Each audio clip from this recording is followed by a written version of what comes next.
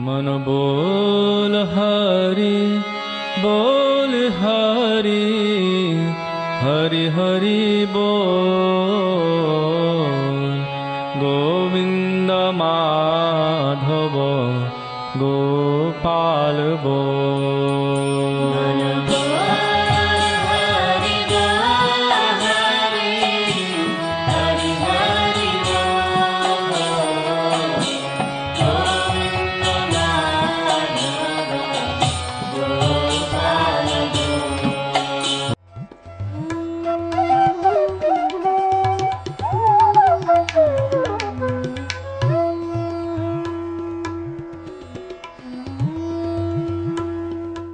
ओम विष्णुपाद अष्टोत्तर शत श्री श्रीमद् भक्ति वेदांत नारायण गोस्वामी महाराज जी का शुभ आविर्भाव सन 1921 में बिहार के बक्सर जिले में मौनी अमावस्या के दिन अर्धरात्रि में हुआ था।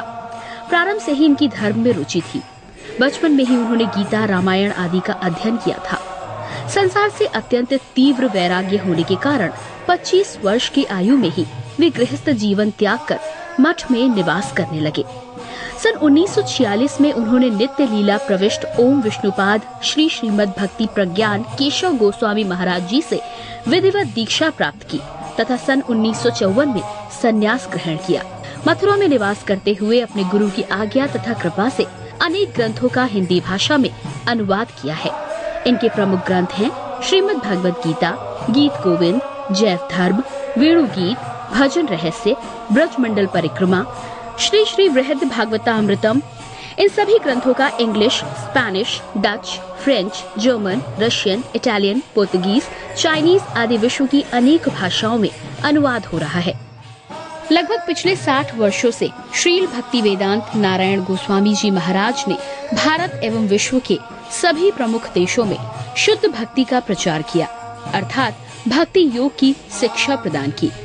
श्रील गुरुदेव के भक्ति प्रचार कार्य से प्रोत्साहित होकर अमेरिका के ह्यूस्टन के मेयर द्वारा श्रीमान लीपी ब्राउन ने 31 मई सन 2003 को इन्हें ऑर्डिनरी सिटीजनशिप एवं गुडविल एम्बेसडर के सम्मान से विभूषित किया।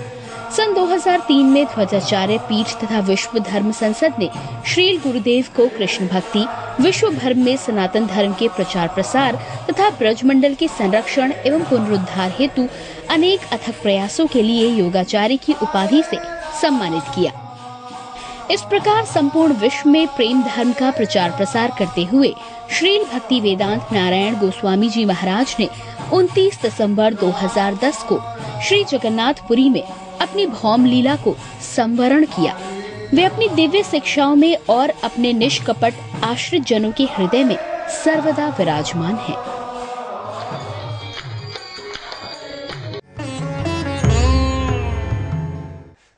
सबसे पहले मैं अपने गुरुदेव नित्य लीला प्रविष्ट ओम विष्णुपाद श्रीमद् भक्ति वेदांत नारायण गोस्वामी महाराज जी के चरणों में अनंत कोटि दंडवत प्रणाम करता हूँ।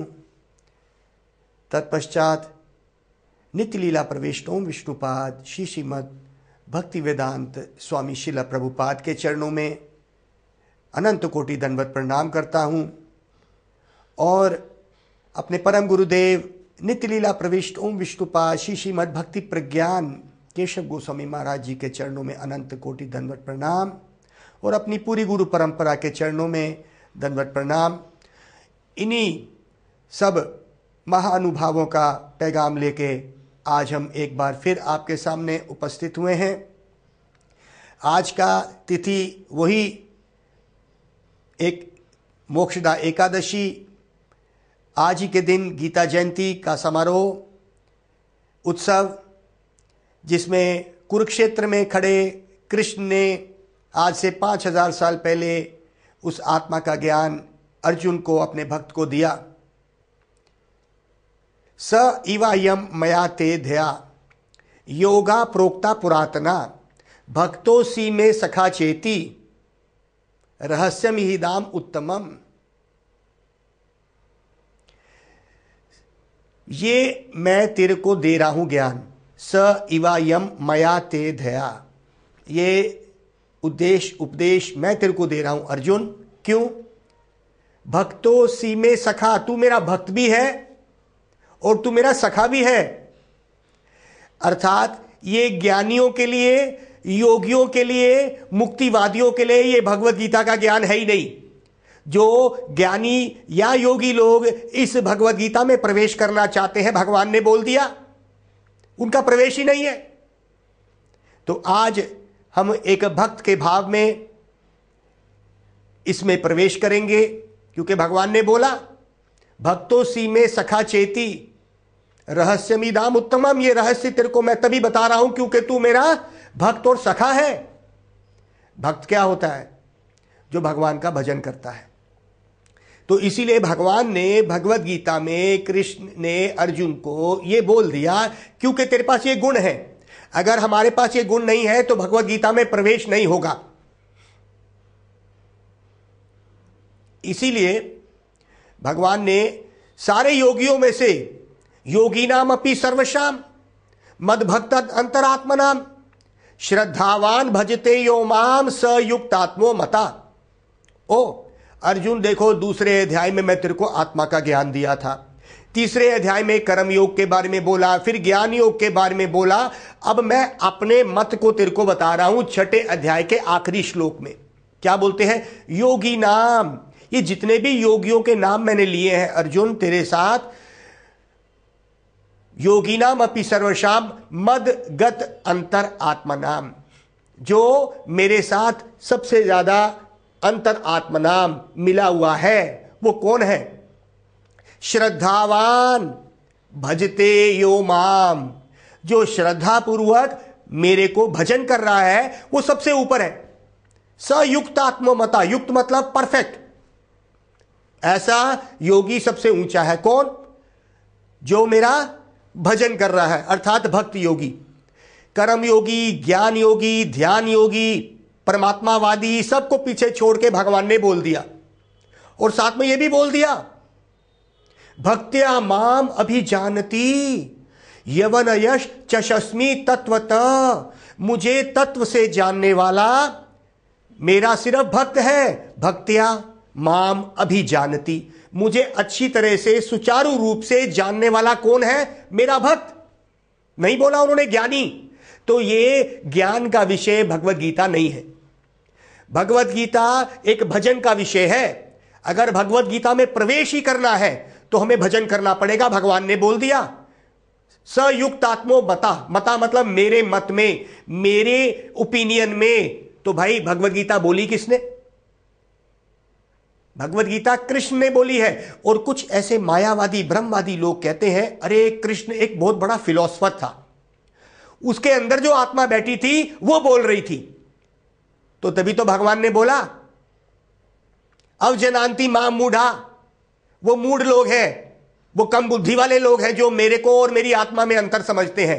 भगवान और भगवान की आत्मा में कोई अंतर नहीं, भगवान के शरीर में और आत्मा में कोई अंतर नहीं है। नहीं तो उनमें और हमारे में क्या अंतर रहेगा? वो कहते हैं भगवान नहीं, वो तो एक आत्मा कृष्ण के रूप में आई है, उसमें एक आत्मा है और शरीर अलग है। ये गलत है। तो भगवान ने बोल दिया परम भावम। इसीलिए बोला ना मेरे परम भाव को नहीं पहचानते वो मूढ़ लोग हैं।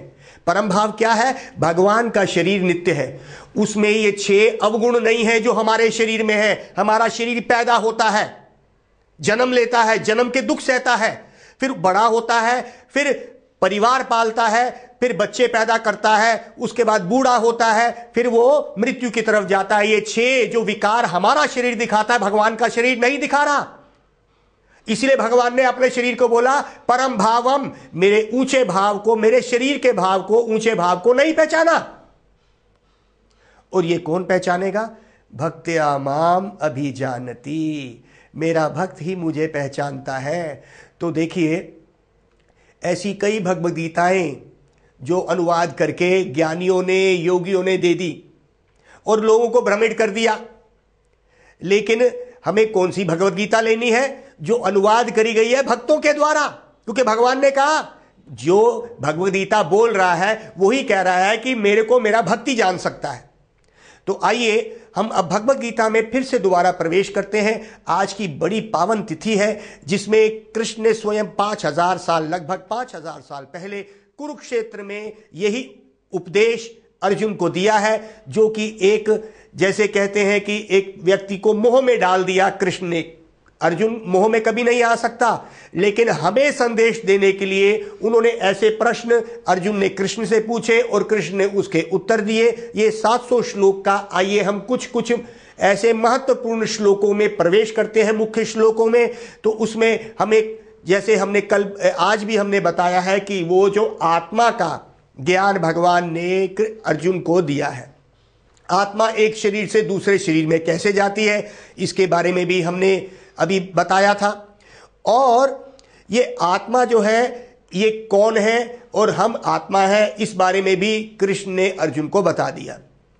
अब इसी के बाद ये आत्मा क्यों नहीं पहचान पा रही कि मैं क्या हूं, और अपने आप को शरीर से संबोधित करती है। वो ये समझ रही है कि मैं ये शरीर हूं। इसका क्या मतलब हुआ कि आत्मा अज्ञानता में आ गई। तो ये अज्ञानता क्या है, जैसे मैंने बताया है, आवृतम ज्ञानमतम ज्ञानिनो नित्यवैरिणी। नित्यवैरिणी, इटर्नल एनिमी। ये क्या है, ये काम रूपी जो वासना आ गई है, जो माया का ही एक प्रभाव आत्मा पे है। अर्थात आत्मा जब इस संसार में आती है तो माया, त्रिगुणी माया भगवान की, उसको लपेट लेती है। और ये एक अलग विषय है कि वो क्यों आती है, इसका भी बड़े सुंदर रूप में उदाहरण देते हुए हमारे सनातन धर्म में इसका भी उत्तर दिया। कहते हैं आवृत हो गई वो आत्मा, काम क्रोध लोभ मोह 6 जो उसके अवगुण माया के हैं उसके ऊपर आ गए, इसीलिए उसको कवर कर दिया गया। वो अपने आप को नहीं पहचान पा रही है। ज्ञान मितम ज्ञानिनो नित्य वैरिणी। काम रूपेन, ये काम रूपी जो पर्दा डाल दिया, उस काम से वो इस संसार को भोग में देखता है, भोग में ही देखता है। कहता है मैं ही इसको भोग डालूं, लेकिन असली भोक्ता तो भगवान है। हम किस बात के भोक्ता है, हम भोक्ता है ही नहीं, लेकिन हम भोक्ता का एक रोल करने के लिए आ गए। यहां पे सोचते हैं हम ही भगवान है, ये मैंने किया। तो भगवान ने बोला दूसरे अध्याय में ही, प्राकृते क्रियामानानि गुणै कर्माणि विभागशे अहंकारा विमूढ़ात्मा कर्तारमिति मान्यते। प्राकृते, ये मेरी त्रिगुणी माया जो प्रकृति है, गुणै कर्माणि, ये 3 गुणी त्रिगुणी माया, गुणै कर्माणि विभागशे अहंकारा विमूढ़ात्मा। इस माया के बस में आके एक जीव क्या करता है, अपने आप को अहंकार में करके सोचता है मैं ही करने वाला हूं। कर्तारम इति मान्यते। वो मूढ़ व्यक्ति है, वो कम बुद्धि वाला है। भगवान बोल रहे मेरी माया करा रही है, मेरी प्रकृति के गुण उसको कराते हैं, कभी सत्वगुण, कभी रजोगुण, कभी तमोगुण में वो नाचता है और मुझे भूल जाता है। तो कहते हैं भाई, अर्जुन ने प्रश्न पूछा कि भाई ये बताओ कि ये काम है कहां पे। तो उन्होंने कहा ये काम जो है ये है इंद्रियानी परानी अहूर, इंद्रेभ्य परा मना, मनसास परा यो बुद्धि, यो बुद्धे परातास तू सह। तू कहां पर है। कहते हैं भाई ये तुम्हारा जो नित्य वैरी है, जो काम है, ये कहां कहां बसा हुआ है। तो कहते हैं इंद्रियानी, ये इंद्रियों में बसा हुआ है। परानी अहूर, इंद्रियों से ऊपर कौन है, इंद्रियों से ऊपर ये 5 इंद्रियां हैं, आंख नाक कान, ये सब इसमें काम भरा हुआ है। और इसके ऊपर क्या है, इसके ऊपर मन है। इसके अंदर भी तेरा नित्यवैरी काम छुपा हुआ है। हम इस संसार में काम की वृत्ति से, भोग की वृत्ति से देखते हैं। और मन के ऊपर क्या है, तेरी बुद्धि। इन 3 जगहों में तेरा दुश्मन छुपा हुआ है, नित्यवैरी, जो तेरे को भगवान से दूर करता है। तो काम कहां कहां छुपा हुआ है, हमारी आंख नाक, इन सब में काम। उसके ऊपर मन, भगवान ने भगवत गीता में बोला मन और बुद्धि इसमें है। लेकिन यो बुद्धे परातास तू सा, अरे तू तो बुद्धि से भी ऊपर है, मन बुद्धि। तो भगवान ने बताया ये शरीर जो है, हम जो देखते हैं, जिसको हम शमशान घाट में जाके छोड़ आते हैं और सोचते हैं कि पंच तत्व का शरीर पंचभूत में मिल गया, ऐसा नहीं है। ये शरीर 8 तत्व का बना हुआ है। 5 तो ये स्थूल हो गए, जिसको कहते हैं अंग्रेजी में अर्थ, वाटर, फायर, एयर, ईथर। उसी तरह से पृथ्वी, जल, आकाश, वायु और अग्नि, ये 5 जो हो गए स्थूल हो गए, जो दिखते हैं आंखों से, और 3 इसमें सूक्ष्म और भी है वस्तु। वो क्या है? मन, बुद्धि और अहंकार। जब एक जीवात्मा इस शरीर को छोड़ती है तो ये 3 तत्वों को साथ लेके जाती, मन, बुद्धि, अहंकार। इसलिए कहते हैं भाई अच्छे कर्म करो तो अच्छा मन आएगा, और अच्छी बुद्धि रहेगी तो क्या होगा? आत्मा को वो परमात्मा जो है, आत्मा और परमात्मा साथ बैठे हैं। परमात्मा एक टेप रिकॉर्डर की तरह काम करता है। हमने जितने भी कार्य करे हैं इस संसार में, वो अच्छे और बुरे, परमात्मा उसको टेप रिकॉर्ड कर लेता है। और आत्मा का जो मन, बुद्धि और अहंकार, उसका जो पूरे जीवन में कर्म करके मिला उसको, वैसा ही शरीर उसको 84 लाख योनियों में दे दिया जाता है। अब समझिए आप क्या मतलब है। हम एक कार्य कर रहे हैं, हमारे मन से उत्पन्न हुआ, हमने इंद्रियों से किया, हमारी बुद्धि भी वैसी बन गई। अब बुद्धि भी सोचती कैसे भोगना है, कैसे भोगना है। तो कहते हैं जब मृत्यु आती है तो आत्मा के साथ परमात्मा बैठे हैं, सब देख रहे हैं। कहते हैं ना परमात्मा अंदर बैठा है, देख रहा है, तो परमात्मा देख रहा है आत्मा को, और उसके साथ जो उसका सूक्ष्म शरीर, मन, बुद्धि और अहंकार, वो साथ चल रहा है। और जैसे हमने कर्म करे हैं वैसा ही हमारा मन, बुद्धि और अहंकार मिल जाएगा। अगर हमने बड़े ही तमोगुण में कार्य करे हैं तो हमें पेड़ पौधे की योनि क्या मिल जाएगा, क्योंकि हमारा सूक्ष्म शरीर कैसा था, मन, बुद्धि, अहंकार कैसा था, पेड़ पौधे जैसा, तो हम पेड़ पौधों में चले जाएंगे। अगर हमारा मन, बुद्धि, अहंकार पशुओं जैसा था, हमने पशुओं जैसा वर्ताव किया, कुछ भी खाया, कुछ भी बोला, कुछ नहीं नियम के पालन करे जैसे पशु करते हैं, तो हमारी जो सूक्ष्म शरीर है, मन, बुद्धि, अहंकार वैसा बन गया, तो भगवान को वैसा ही शरीर देना पड़ेगा। तो हमारा मन, बुद्धि, अहंकार उस आत्मा को लेके परमात्मा के साथ उस शरीर में चले जाएगा। तो कहते हैं ये काम रूपी जो वासना है, जो हमारा नित्य वैरी है, काम मतलब इस संसार को भोग दृष्टि से देखना कि मैं ही भोगता हूं, जबकि हम भोगता नहीं है। भोगता कौन है? भोगता भगवान है, भोगने वाला भगवान है। हम तो इस माया के पुतले हैं, कभी सत्वगुण, कभी रजोगुण, कभी तमोगुण में नाचते हैं। अहंकार पूर्वक हम समझते हैं अरे हमने किया ये कार्य, हमने कोई कार्य नहीं किया, ये प्रकृति ने हमसे कराया, हमारे कर्मों से हमें मिला। तो कहते हैं कि ये काम वासना दूर कैसे होगी भाई। हमारे रूप गोस्वामी पद्यावली में बहुत सुंदर एक श्लोक बोलते हैं, कहते कषायन न च भोजन आदि नियमा नो व वने वासतो। कहते भाई घर छोड़ के वन में चले जाओ तो क्या ये काम दूर हो जाएगा? हमारे अंदर की काम वासना नहीं दूर होगी भाई। कहते हैं कषायन मतलब कपड़े रंगने से, कपड़े रंग लो, लाल कपड़े डाल लो, भाई मैं साधु बन गया हूं, तो क्या हृदय के अंदर वो काम वासना चली जाएगी? तो इस श्लोक में रूप गोस्वामी कहते हैं नहीं भाई, कषायन न च भोजन आदि, कम भोजन खाओ जी, मैं भोजन ही नहीं खाता हूं, मैं पानी पीता हूं, मैं बहुत तपस्वी हूं। तो कहते हैं ना ये कषायन कपड़े रंगने से होगा, ना ये भोजन कम खाने से होगा। नियमा, बड़े नियम सख्त पालन करो, सिर्फ 2 घंटे ही सो, बाकी तपस्या करो, बड़े कड़े नियम, सर्दी में ठंडे पानी से ही नहाते रहो, हिमालय की चोटी में जाके बर्फ में खड़े हो जाओ। क्या ये इस ऐसे कड़े नियम पालन से होगा? कहते नहीं भाई, इससे भी नहीं होगा। कषायन ना च भोजन आदि नियमा न व वने वासतो, वन में वस करने से भी नहीं होगा। स्वाध्याय मतलब बड़े बड़े शास्त्रों में जो श्लोक है उसमें अपना सारा सब याद कर लो, रट लो, नहीं होने वाला। व्याख्यानाद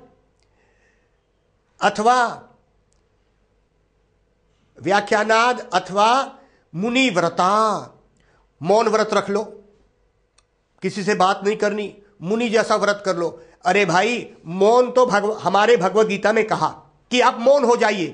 तो एक बात बताइए, ये भगवान ने जबान क्यों दी? फिर ये मुख क्यों दिया? अगर मौन ही रहना था तो भगवान ने जबान दी क्यों? तो कहते हैं कि भगवान का गुणगान करने के लिए। यही असली मौन है, यही असली मौन है। क्या? इस संसार की कोई बात ना करके सिर्फ भगवान की बात करना, भगवान के रूप की, नाम की, लीला की, गुण की और नाम की महिमा को फैलाना, यही असली मुनि व्रत है। तो कहते हैं जो मुनि लोग अपने आप को मुनि समझते हैं, मौन हो जाते हैं, वो नहीं होगा मुनि व्रता। भरात चिद उद्भवा क्षीयते, जो चित्त में उद्भवा, जो काम वासना रंग रंगीलियां बसी हुई है, ये नहीं कम होने वाली, नहीं होगा। तो ये कैसे होगा भाई? चिद उद्भवा क्षीयते किंतु, वही श्लोक में आगे बोलता है किंतु स्वीतो, थोड़ा सा ही, किंतु स्वीतो कलंदी शैला तनया विक्तीर्थे विकृदातो। कहते हैं लेकिन क्या करना है? वही कलिंदा मतलब एक बहुत बड़ा पहाड़ है जिनकी पुत्री यमुना जी है। कलंदी शैला तनया, तनया मतलब पुत्री, तो उसी पहाड़ कलंदी के पहाड़ की पुत्री यमुना के तीर पे विकृदा, तो जो उन्होंने खास खास क्रीड़ाएं करी उस यमुना के तीर पे, क्या करो? गोविंदस्य पदारविंद, उसी का जिसने उस यमुना के तीर पे इतनी सुंदर क्रीड़ाएं करी, उसका छोड़ा सा गोविंदस्य पदारविंदम भजन आरंभस्य लेशद अपि, थोड़ा सा भी उस गोविंद का भजन शुरू करने से, किंतु थोड़ा सा ही, ये हृदय का जो काम है ये भाग जाएगा। तो गोविंद का भजन शुरू कैसे होता है? भजन का मतलब शुरू होता है नाम से, गोविंद का नाम लेने से। गोविंद का जब हम नाम लेते हैं तो हमारे अंदर संतों की कृपा से उनकी लीलाओं की स्फूर्ति होती है, क्योंकि हमने उनके मुख से सुनी। जैसे अगर हम अपने पुत्र का नाम लें या पुत्री का नाम लें या पत्नी का नाम लें या भाई का नाम लें, मान लीजिए हम अपने भाई का नाम लेते हैं, तो अगर हम उसको बुलाते हैं, अपने भाई का नाम लेते ही हमें उसका रूप याद आ जाएगा। हमारा भाई ऐसा है, हमारा भाई ऐसे बोलता है, हम उसको बुलाएंगे तो वो सुन रहा है। तो कहते हैं कि भाई भगवान का नाम लेने से गोविंद का भजन शुरू होता है। ये 6 चीजें इकट्ठी होंगी।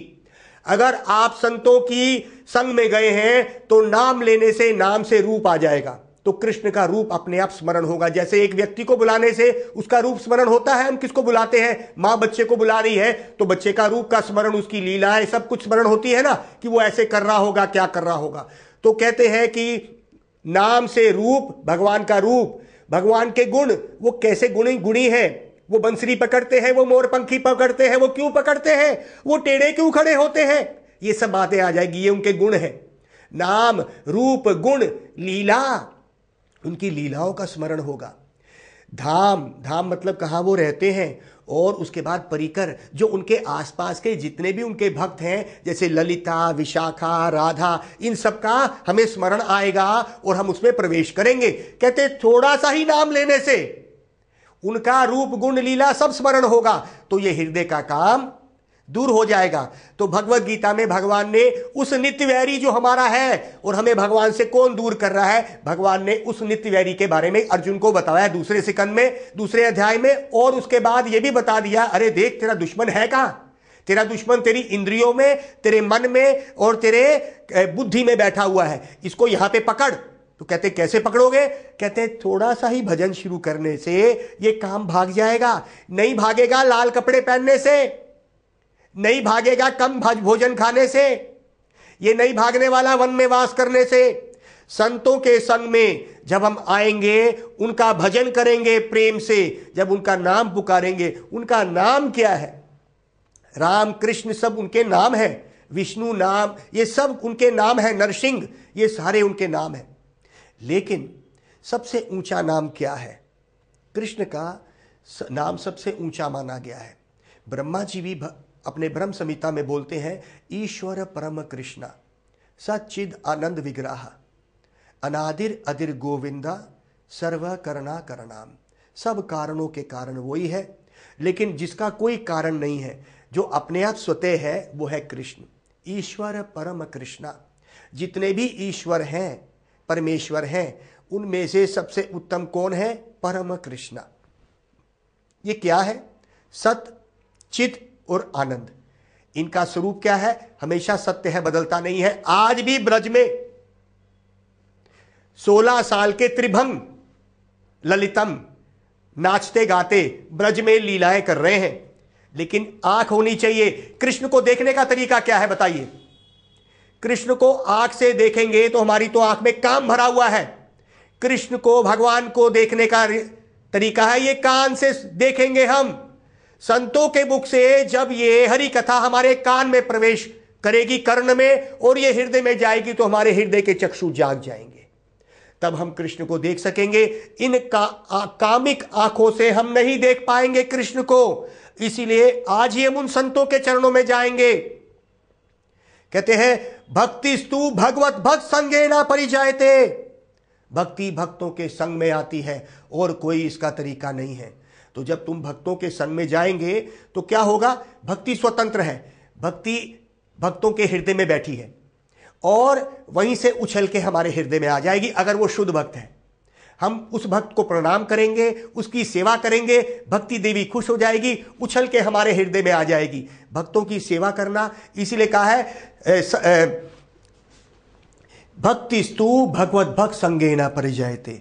भक्ति जो है भक्तों के संग में आती है। इसीलिए हमारे भक्त सत्संगे न प्राप्ते पुवी पुरा पूर्व संचित है। कहते हैं ऐसा सत्संग जो ऐसे संतों का है, बड़ी बड़ी सुकृतियों पे भी कभी मिलेगा तो मिलेगा, वरना नहीं मिलेगा। उनकी अहेतु की कृपा से मिलता है। और इसीलिए भजन शुरू करने के लिए, अभी भजन शुरू नहीं किया, शुरू करने के लिए आपको भगवान के नाम से शुरू करना है। कलयुग में केवल नाम आधार, हरे नाम हरे नाम हरे नामैव केवलम, कलाउ नास्ते इवा नास्ते इवा नास्ते इवा गतिर अन्यथा 3 बारी बोला। और कोई तरीका नहीं है कलयुग में नाम को लेने के अलावा, और कोई भगवत प्राप्ति का तरीका नहीं है। हरे नाम हरे नामैव केवलम, केवल यही। कलाउ नास्ते, कलयुग में और कोई तरीका नहीं, कोई तरीका नहीं, कोई तरीका नहीं। तो आप मेरे साथ एक बारी जोर से बोलेंगे, हरे कृष्णा कृष्णा कृष्णा हरे हरे, हरे राम राम राम हरे हरे।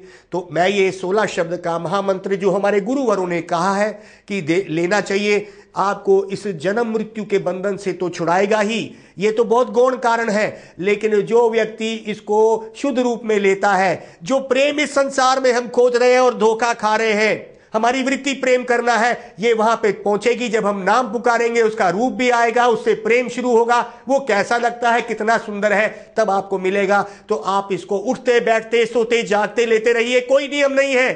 पैखाने में भी ले लीजिए, लेकिन इसको लेते रहिए, पता नहीं कब ये शरीर छूट जाए। इसलिए हरे कृष्णा कृष्ण कृष्ण हरे हरे, हरे राम राम राम हरे हरे। गौर प्रेमानंदे हरि हरि बोल। बोल हरि बोल हरि, हरि हरि बोल। गोविंद माधव गोपाल बोल।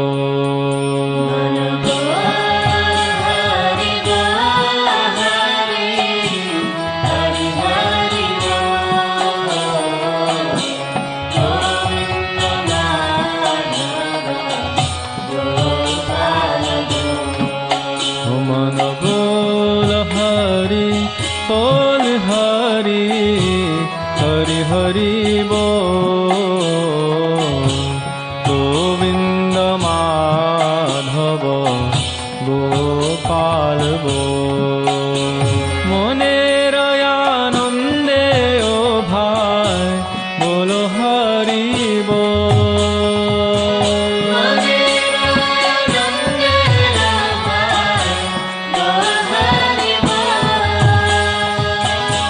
जनमे जनमे सुखे बोलो हरि बोल।